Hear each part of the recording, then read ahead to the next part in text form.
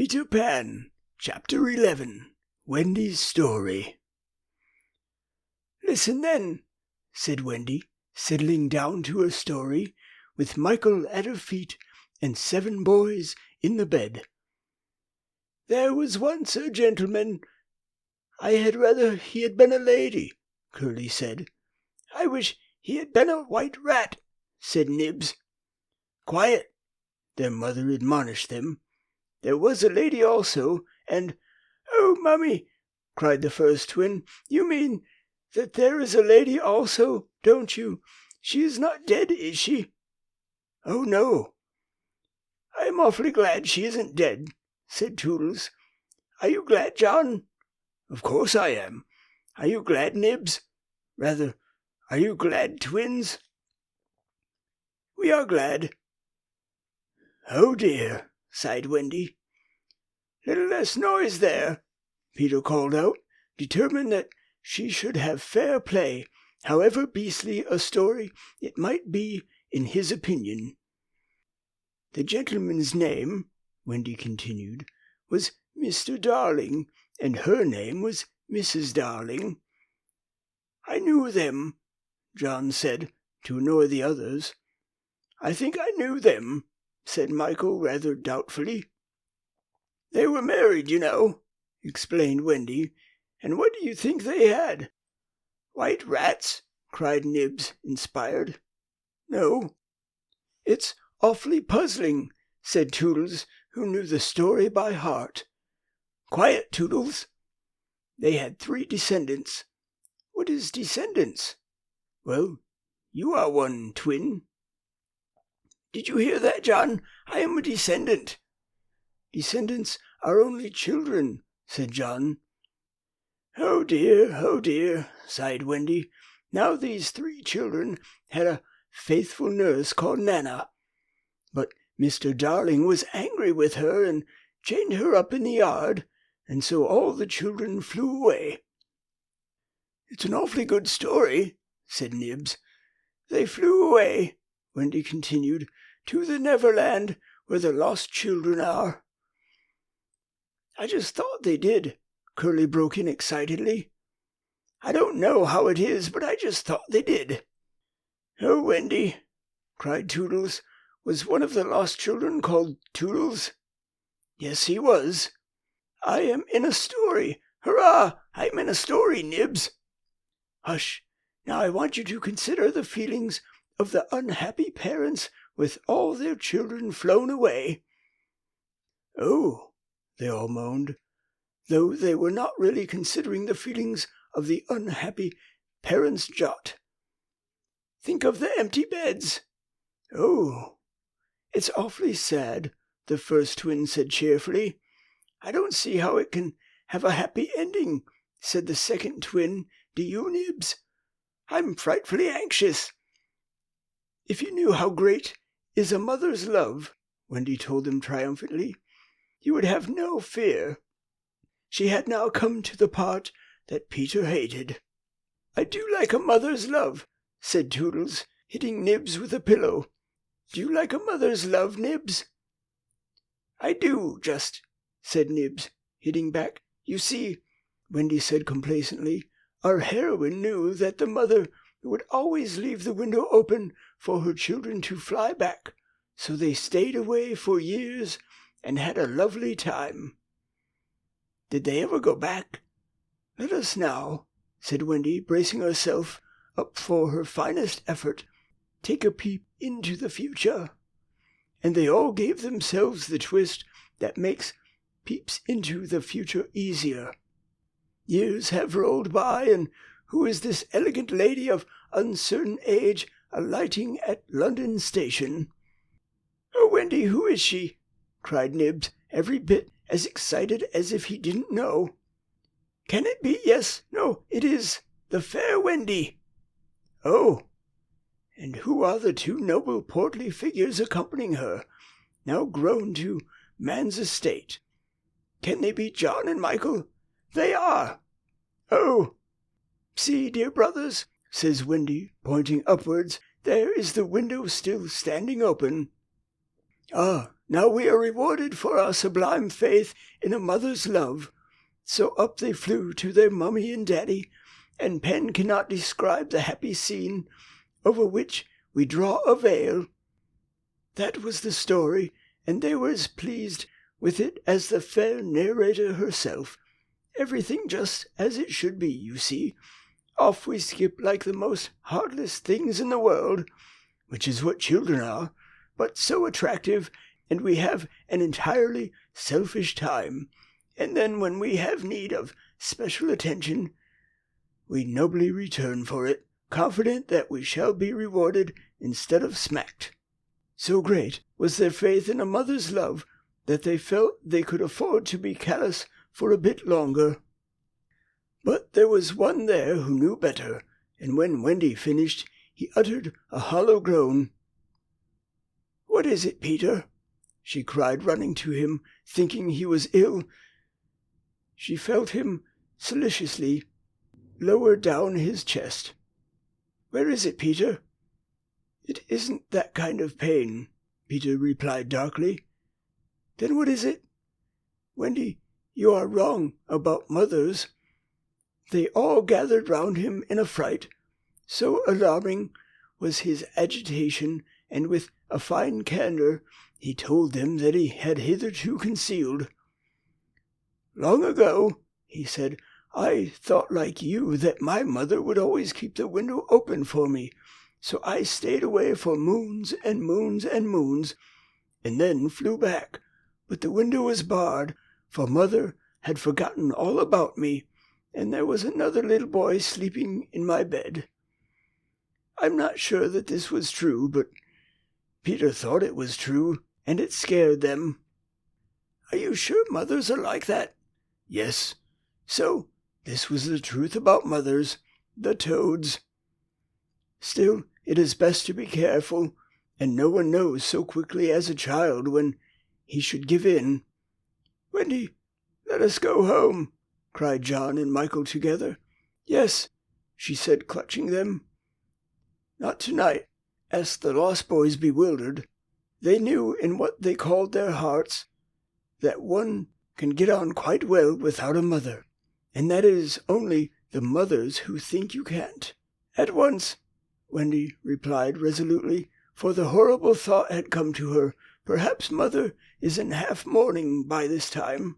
This dread made her forgetful of what must be Peter's feelings, and she said to him rather sharply, "Peter, will you make the necessary arrangements?" "If you wish it," he replied as coolly as if she had asked him to pass the nuts. Not so much as a sorry to lose you between them. If she did not mind the parting, he was going to show her, was Peter, that neither did he. But of course he cared very much, and he was so full of wrath against grown-ups, who, as usual, were spoiling everything, that as soon as he got inside his tree, he breathed intentionally quick, short breaths at the rate of about 5 to a second. He did this because there is a saying in the Neverland that every time you breathe, a grown-up dies, and Peter was killing them off vindictively as fast as possible. Then, having given the necessary instructions to the redskins, he returned to the home, where an unworthy scene had been enacted in his absence. Panic-stricken at the thought of losing Wendy, the lost boys had advanced upon her threateningly. "It will be worse than before she came," they cried. "We shan't let her go. Let's keep her prisoner. Hey, chain her up." In her extremity, an instinct told her to which of them to turn. "Toodles," she cried, "I appeal to you." Was it not strange she appealed to Toodles, quite the silliest one? Grandly, however, did Toodles respond. For that one moment he dropped his silliness and spoke with dignity. "I am just Toodles," he said, "and nobody minds me but the first who does not behave to Wendy like an English gentleman. I will blood him severely." He drew back his anger, and for that instant his sun was at noon. The others held back uneasily. Then Peter returned, and they saw at once that they would get no support from him. He would keep no girl in the Neverland against her will. "Wendy," he said, stirring up and down, "I have asked the redskins to guide you through the wood as flying tires you sow." "Thank you, Peter." "Then," he continued, in the short, sharp voice of one accustomed to be obeyed, "Tinker Bell will take you across the sea. Wake her, Nibs." Nibs had to knock twice before he got an answer, though Tink had really been sitting up in bed listening for some time. "Who are you? How dare you? Go away!" she cried. "You are to get up, Tink," Nibs called, "and take Wendy on a journey." Of course, Tink had been delighted to hear that Wendy was going, but she was jolly well determined not to be her courier, and she said so in still more offensive language. Then she pretended to be asleep again. "She says she won't," Nibs exclaimed, aghast at such insubordination, whereupon Peter went sternly toward the young lady's chamber. "Tink," he rapped out, "if you don't get up and dress at once, I will open the curtains, and then we shall all see you in your negligee." This made her leap to the floor. "Who said I wasn't getting up?" she cried. In the meantime, the boys were gazing very forlornly at Wendy, now equipped with John and Michael for the journey. By this time they were dejected not merely because they were about to lose her, but also because they felt that she was going off to something nice, to which they had not been invited. Novelty was beckoning to them as usual. Crediting them with a nobler feeling, Wendy melted. "Dear ones," she said, "if you will all come with me, I feel almost sure I can get my father and mother to adopt you." The invitation was meant specifically for Peter, but each of the boys was thinking exclusively of himself, and at once they jumped with joy. "But won't they think us rather a handful?" Nibs asked, in the middle of his jump. "Oh, no," said Wendy rapidly, thinking it out. "It would only mean having a few beds in the drawing-room. They can be hidden behind the screens on first Thursdays." "Peter, can we go?" they all cried imploringly. They took it for granted that if they went, he would go also, but really they scarcely cared. Thus children were ever ready, when novelty knocks, to desert their dearest ones. "All right," Peter replied with a bitter smile, and immediately they rushed to get their things. "And now, Peter," Wendy said, thinking she had put everything right, "I am going to give you your medicine before you go." She loved to give them medicine and undoubtedly gave them too much. Of course, it was only water, but it was out of a bottle, and she always shook the bottle and counted the drops, which gave it a certain medicinal quality. On this occasion, however, she did not give Peter his draught, for just as she had prepared it, she saw a look on his face that made her heart sink. "Get your things, Peter," she cried, shaking. "No," he answered, pretending indifference. "I'm not going with you, Wendy." "Yes, Peter." "No." To show that her departure would leave him unmoved, he skipped up and down the room, playing gaily on his heartless pipes. She had to run about after him, though. It was rather undignified. "To find your mother," she coaxed. Now, if Peter had ever quite had a mother, he no longer missed her. He could do very well without one. He had thought them out and remembered only their bad points. "No, no," he told Wendy decisively. "Perhaps she would say I was old, and I just want always to be a little boy and to have fun. But Peter, no." And so the others had to be told, "Peter isn't coming. Peter not coming."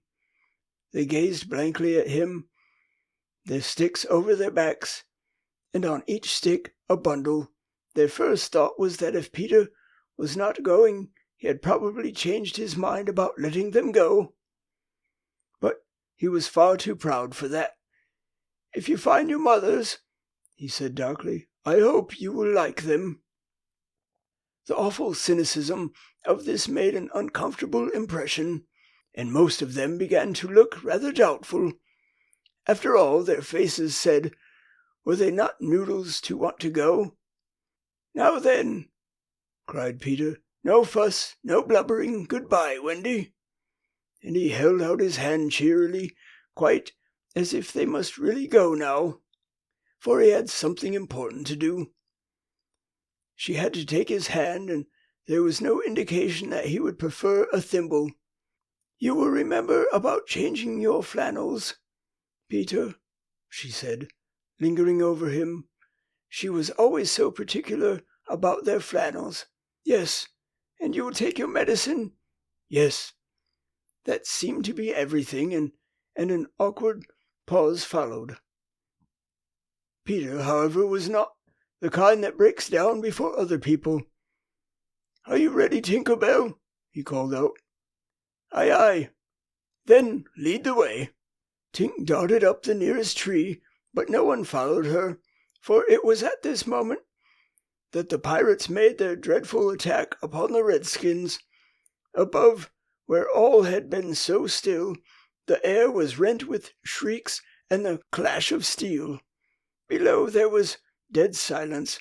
Mouths opened and remained open. Wendy fell on her knees, but her arms were extended toward Peter. All arms were extended to him, as if suddenly blown in his direction. They were beseeching him mutely not to desert them. As for Peter, he seized his sword, the same he thought he had slain Barbecue with, and the lust of battle was in his eye.